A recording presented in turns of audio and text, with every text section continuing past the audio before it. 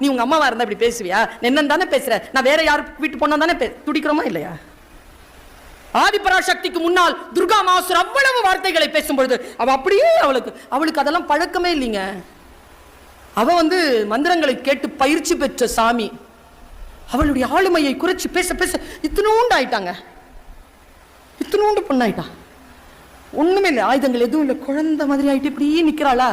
அவன் வாள் எடுத்துக்கிட்டு வெட்டுறதுக்கு வரும்போது எங்கிருந்தோ வந்தாருங்க மிஸ்டர் சிவபெருமான். ஹே சக்தி, நீதானடி சிவனுக்கே சக்தி தருகின்றவள், நீதானடி இந்த உலக மாதா, நீதானடி இந்த உலகத்தை நிர்வகிக்கின்ற நிர்வாகி, நீதானடி பேரழகின் சொல்ல சொல்ல சொல்ல சொல்ல அப்படி வளர்றா. வச்சு கொன்னுட்டா துர்கா மாசுர.